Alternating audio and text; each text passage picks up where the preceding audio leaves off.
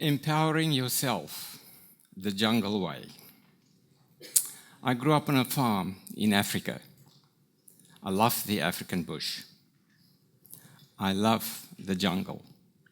Perhaps because that's where I learned most of my life skills. There is a story that goes like this.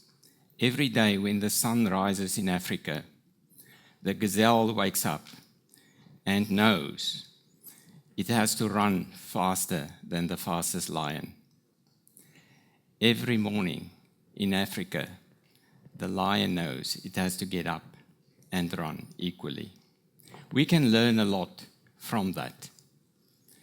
There are risks and opportunities. We can learn a lot from the jungle. We can apply some of these lessons in the concrete jungle. Yes, there are dangers. There are risks. There is competition. But there is a need for coexistence and for harmony. We can learn those lessons. Every day in Africa, when the sun rises, you have to get up and you better run. Otherwise, you either breakfast or you will starve to death. That's a lesson. We should never shy away from competition. We should embrace competition, but it's the way we compete. There is no wastage in the jungle. There is no unnecessary killing. Size doesn't matter always. If I would pose the question to you today, which of these animals that you see here are the so-called big five? The giraffe, the elephant, the rhino, the hippo, the gorilla. No, they are, yes, the elephant, yes, the rhino, but it's the buffalo, it's the lion, it's the leopard. Why are they called the big five? It has nothing to do with body mass and size. It has everything to do with certain qualities. These five animals in the 1800s, when hunting was rife in Africa, these animals were the most difficult to hunt on foot. And you can ask the question, why the leopard and not the cheetah? They look similar. No, these five, because of their special qualities. We should never make assumptions. Who would have thought that the fatty with the knock knees is the one that kills most people in Africa? It's a vegetarian. Why does that happen? When they come out of the water at night to graze, and you get between them and the water, you will be dead meat. Why is that? In fact, there is a saying that says you should never play leapfrog with a unicorn because it will hurt. But I will rather do that than get between a hippo and the water. Sometimes we have to be hippos if we chase a goal. We should be focused and determined like a hippo. Always be true to yourself. I've never seen a zebra trying to grow a horn on its nose. And I've never seen a rhino in a stripy outfit. There is no room for pretenders and wannabes in the jungle. They will look out of place. It's exactly the same in everyday life. We should be true to ourselves. Authenticity is something very special. You should always drink upstream from the herd. If life is about competition, then of course you have to embrace competition, but you always have to be at the forefront in what you do. It's about innovation, it's about invention, it's about innovative creativity. Go upstream from the herd, you'll find the sweet waters of innovation. Downstream is effluent. That's not where you will innovate. If you can't be an early bird, you better be a very late worm. If you go in the jungle, the first thing that strikes you is how in very close proximity these animals lie there. Predators, gazelles, all of them coexist in harmony because there's respect. There is respect for each, and there is room for each of these creatures in the jungle. They know they should never take something personal. They should always do their best. They should never make assumptions. And they should be impeccable with their word if they lived in the concrete jungle. Respect is a fundamental value that we should admire. We should embrace diversity. If we want to live in harmony, there is room for everybody. There is a place for everybody to play a role. Despite the many lions in the bush, they are totally outnumbered by the gazelles. Why is that? Because there's room for everybody. They all coexist. They all live in harmony because they respect one another. Why? Because it's important to know each of the creatures that share a habitat like that. To have a sustainable ecology in an environment, it is so important that you have that respect. So let's look at a few of these creatures. A crocodile. Crocodiles don't collaborate. They have very big mouths and very sharp teeth. Instinctively, they always respond with aggression. That's all that they know. They don't have many friends. Turtles. They don't take risks. They hide. It's so easy to withdraw and seek the shelter of their shells. That's why they carry this heavy burden on their backs. That's why they move so slowly. In fact, to put one foot in front of the other is a major effort. Their pace is very, very slow. Ostriches, head in the sand. They drive a culture of avoidance. Instead of facing up and stepping up to challenges and confronting challenges, they put their heads in the sand. That's why they miss so many opportunities. Giraffes, head in the clouds, like the intellectual snobs around us. They don't compete with browsers. They are the A-listed ones that prune the treetops. But they look awkward if they do mundane tasks, like drinking water. Have you ever seen a giraffe drinking water? They have to sort of spread their legs, kneel, and you know what? When they do those easy tasks for other animals, they're very vulnerable. That's when they get caught. Elephants, they are grumpy because they lost esteem. Because of societal changes, the precious ivory is no longer precious. From our perspective, it's a good thing. But sometimes you know when people lost esteem and they become grumpy. You anger them and they bring the whole herd against you. And they don't really like outsiders coming in. Monkeys, they mimic. They're fantastic in imitation. They are the ones that swing from tree to tree, from idea to idea to idea. But none of those ideas are their own.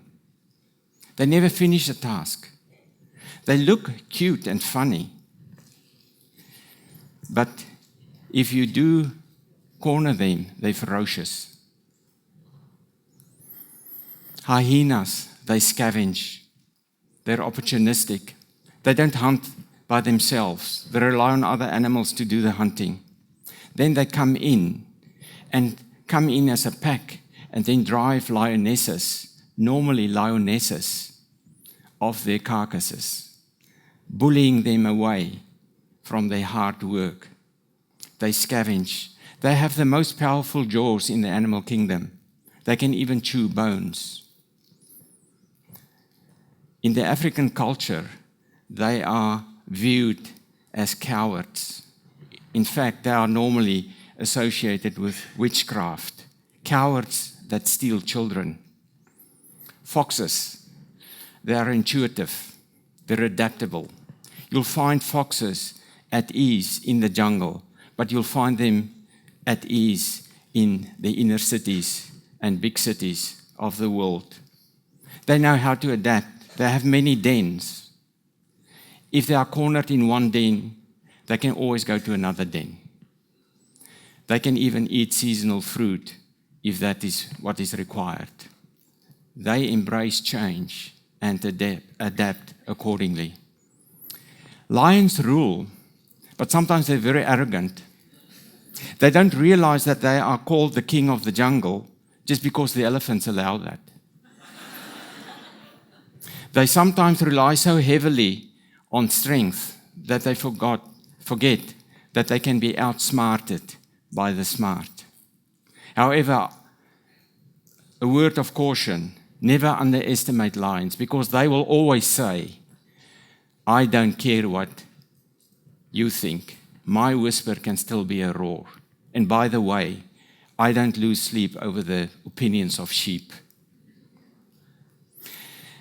And then there is the 10-ton gorilla. They can climb trees, but they never do. They operate on the floor of the jungle. They're that silent influence operating on the jungle. That's culture. If it's a bad culture, it can eat strategies for breakfast, according to Peter Drucker. That's exactly what happens. Zebras are always alert. In the book by Bird and Gibbonville, they refer to zebras as very tenacious. They look very similar, but each of the striping patterns are unique to each individual. And although they're unique, they know how to cooperate and work together. That's how they get away from predators, because the moving stripes confuse predators and they can't target a specific individual. They know what teamwork is all about, and they're always alert. One of my favorite animals, cheetahs, they're built for speed. They're very agile. They're not built for battle. They don't fight. They can accelerate from 0 to 120 kilometers per hour within a few seconds. They can sprint. That's how they thrive. But there's another aspect of the cheetah that is close to my heart. These black tear stripes, unlike the stocky leopard, the cheetah has a story linked to it in the African culture. Cheetahs, two parents, once had cubs, and they decided that they have to go and hunt to feed the cubs. But instead of leaving one parent with the cubs, both of them went on the hunt. A bushfire came and destroyed everything, including the cubs. When the parents returned with their prey to feed the cubs, they couldn't find them. For days on, they were sad, walking through the bush, crying, and their ash permanently tainted the tear stripes. We should never, ever walk away when people are vulnerable or they need our help and when they need our mentorship. That's the responsibility. Eagles have long-range vision, but they're also very determined. When there is a storm, they go above the storm because they know everybody else will seek shelter and there will be prey on the floor of the jungle. And it's one of the only bird species in the world, a predator species, a bird species, that never looks over its shoulder before it strikes. All other birds predators, they always look over their shoulders before they strike, except an eagle. And eagles are not interested in catching flies. There are 3 basic types of jungle creatures: those that make things happen, those that watch things happen, and those who do not have a clue what's happening. There are 2 basic types of leaders: the transactional leaders. They can make things happen through and with other people. Then there are transformational leaders that chart a visionary course, that can inspire people, that can motivate people, and that can empower people to reach far better results and perform far beyond their usual. There are 5 levels of leadership, according to John Maxwell. Sometimes you have a leadership position, and you can't be a leader if you don't have followers. Sometimes people follow you because they must. Sometimes people follow you because they want to. Sometimes people follow you because what you do for your team or your organization. Sometimes people follow you because what you do for them as individuals. These things can be learned. Then there is a 5th one, pinnacle. This is where you have the born leaders. Leaders that can just go out there and chart that inspirational course. People follow them because who they are. The 5th level of leadership, if she looks at her team and she learns from the jungle, these sort of leaders get extraordinary results with ordinary teams. Why? Because they know how to prioritize, empower, and lead. They know the story of Brian Dyson, that life is about juggling 5 balls. We always go through a time where we have to drop a ball. 4 of these balls are made of glass and 1 ball is made of rubber. If you drop one, it should be the rubber one because it can bounce back and you can catch it again. The glass balls are your health, your family, your friends, your spirit.